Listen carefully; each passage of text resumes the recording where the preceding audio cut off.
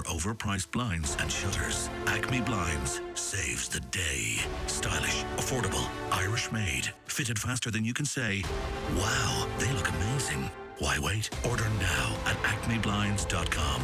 Acme, putting other blinds in the shade since 1956. Off the ball. This is News Talk. You're welcome back to Thursday's Off the Ball. John Giles coming up a little bit later tonight. He'll be on the football show from 9 o'clock alongside Shamrock Rovers' Graham Burke.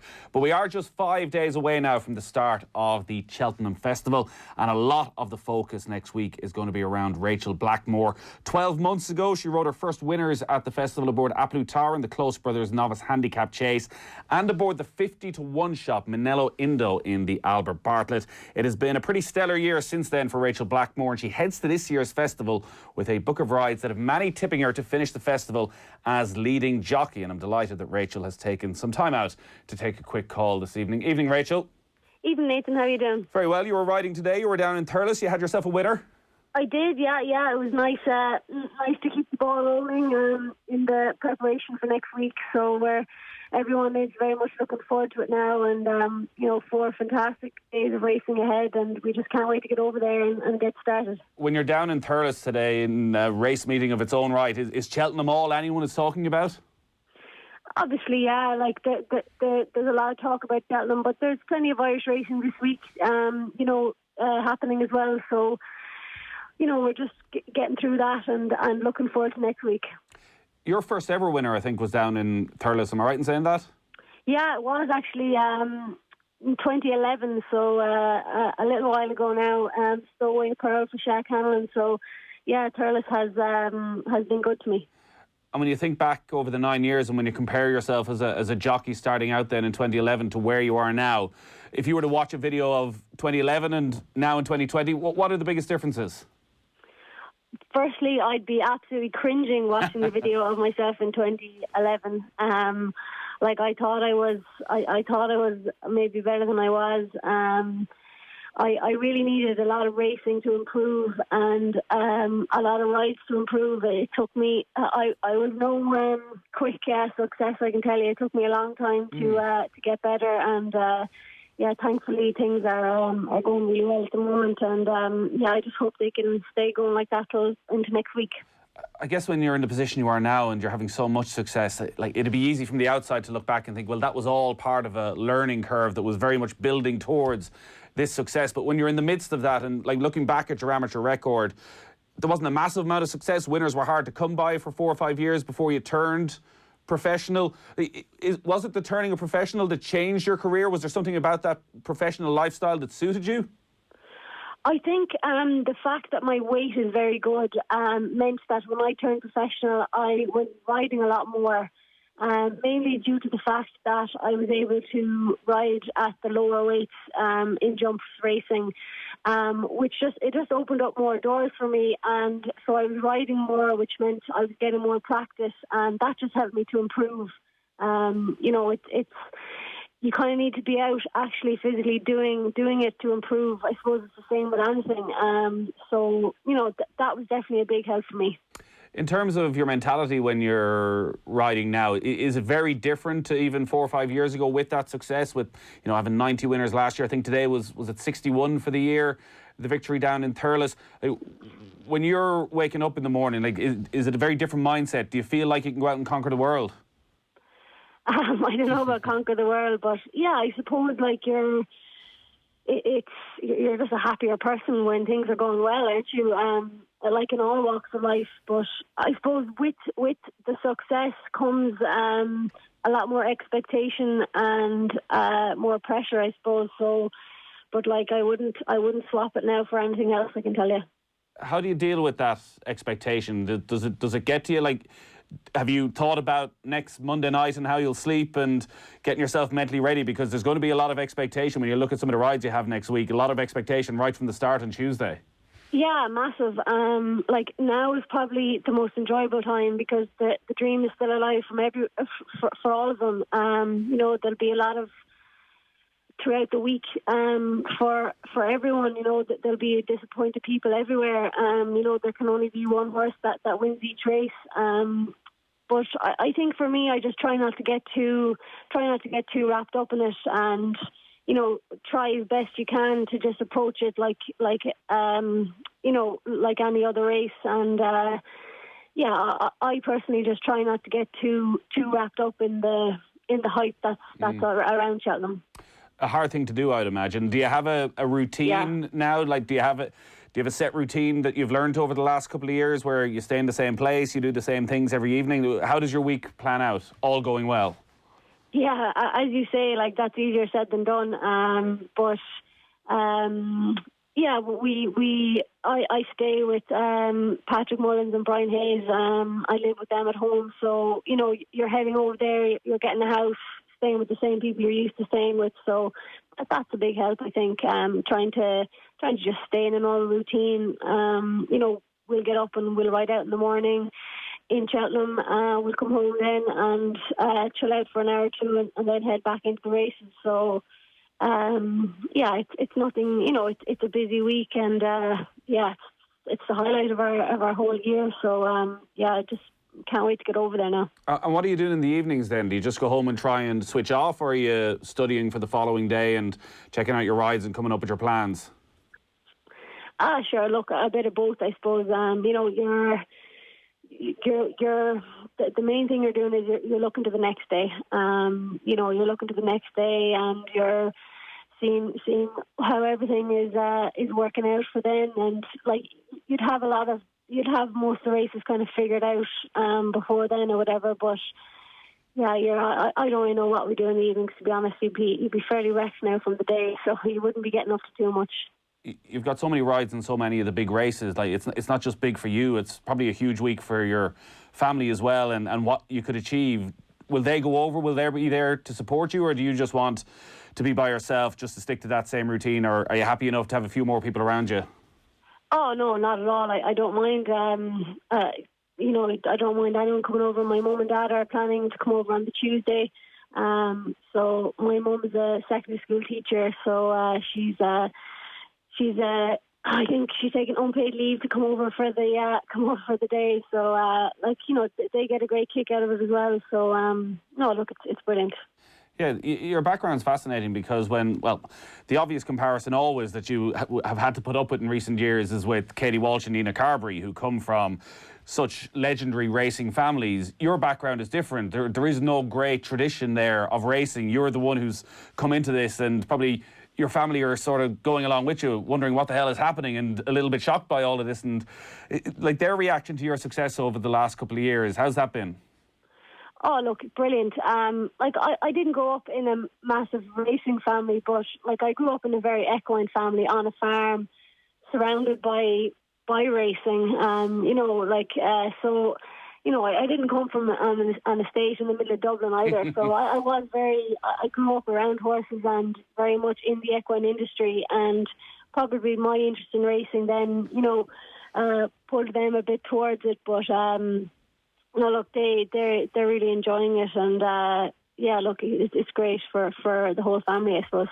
You've got a lot of fancied runners next week, from Arkle favourite Nopad. You've got Honeysuckle, A Plus Tard. Manello Indo was such a big priced winner last year, second favourite for the RSA chase. Which horse are you most excited about riding next week? Oh, like, I'm in such a privileged position now when you list off those names. I wouldn't give any of them up. Do you know what I mean? I'm just so lucky to be involved with them all, and honestly, Honeysuckle has been very good to me. She's been very special. She's won every time we've asked her to. So she's extremely special. And but look, they're all, they're serious horses to be involved with and to be riding next week. And I'm extremely lucky. One of the horses that you're going to be on next week is Aspire Tower in the Triumph Hurdle on the Friday. We had our Cheltenham Preview last night with Paddy Power here in Dublin, and we were talking about Aspire Tower and the prep run at Leopardstown back in the beginning of February when Aspire Tower fell. I just want to play a clip. Katie Walsh and Frank Hickey were talking about that prep run and the value of prep runs, and I want to get your thoughts on it after this. The next day at Leopardstown, Rachael rolled a little bit more conservative to ride a more even pace, and the pace of the race was bang on 100. She got it right, and when I was there live, I thought he was definitely beat. But I watched the video back. She gave him 2 taps down the neck, and I'm convinced she'd have won 3 lengths, because you're looking at Cerberus travelling. But if you look behind it, or Wave of the Sea and Wolf Prince, they're off it. They're beaten, really. And she'd have If won. that horse would have won 3 lengths that day, I honestly give up. I don't think so. Yeah. I honestly think he would have. You don't think he was beat? But look at where Cerberus finished. Maximum he By would the have. way, Rachel wasn't riding him more conservatively.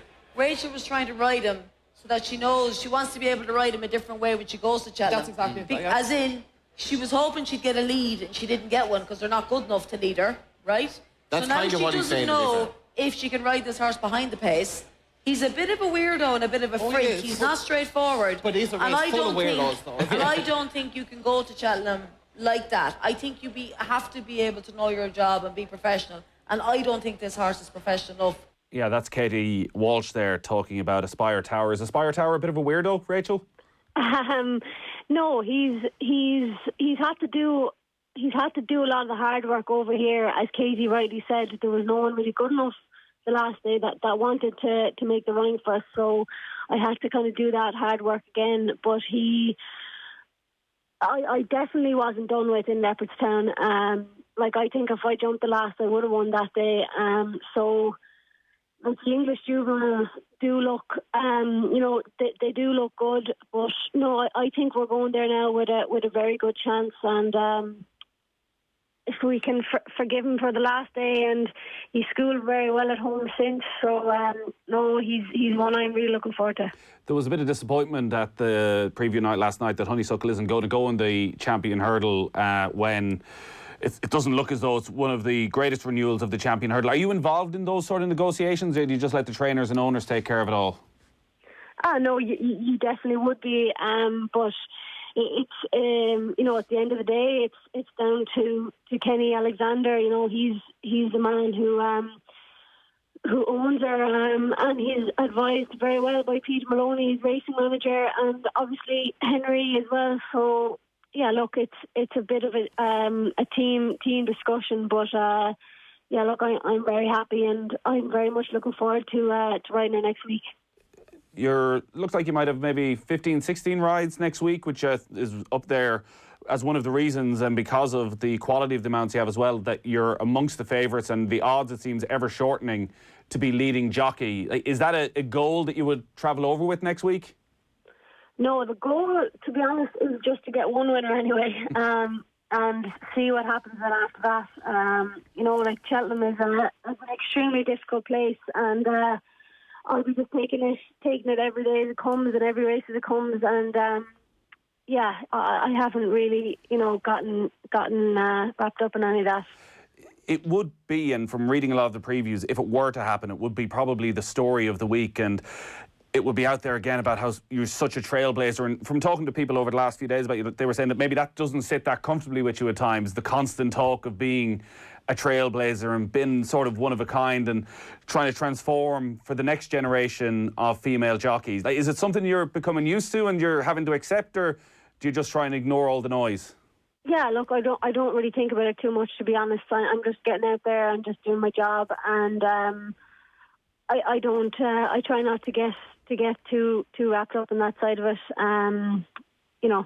Yeah, I'm sure it must be a very nice thing, though, because all this week we've been talking a lot about the 20x20 movement and the importance of role models for young girls in sports these days. And you're right up there. It's something that I suppose right now it's hard to think about, but that when eventually you retire many years down the track, you should be able to look back with a lot of pride. Yeah, definitely. Look, I'm extremely lucky in racing in that, inside the racing circles, there's no deal made about the male-female thing. Predominantly due to Nina Carberry and Katie Walsh's success. They kind of got rid of any lingering bits of stigma that were there. They firmly abolished those. So, I'm very lucky in that sense. I can fully see how in the wider media it is a talking point, and look, that's great too. It'll obviously help. Delighted to help in the progression of women in sport, and the 20 by 20 campaign is just fantastic. You know, I'm an ambassador for that, and Kildare Village ambassador for it as well. And just brilliant, you know, trying to get a cultural shift in how women's sport is viewed, and that's a massive help. You know, if everyone can just do something to help that, it's going to massively benefit the next generation, you know. So if you do get even that one winner that you're looking for next week, how do you celebrate that sort of success? What's the plan of an evening when you've had a big winner? Have you a tradition? Well, last year, anyway, on the Tuesday, we went home and ordered Domino's. So that could be, I'd say that could be on the cards, win, lose or draw. And does Patrick Mullins pay for that if you've had the success? No. If I have a winner, I can guarantee you're paying for the Domino's. Yeah. Rachel, you've been very good with your time. I can't let you go the week before Cheltenham without asking you for one winner. For one winner, I think appreciated in the bumper is what everyone should be getting behind. All right, Rachel, thank you very much, and very best of luck next week. Super, thanks a million. Off the Ball on News Talk. Cybersecurity and fraud are now among the biggest threats facing Irish business, with more than 60% of companies reporting falling victim to cybercrime. On March the 11th, the International Fraud Prevention Conference 2020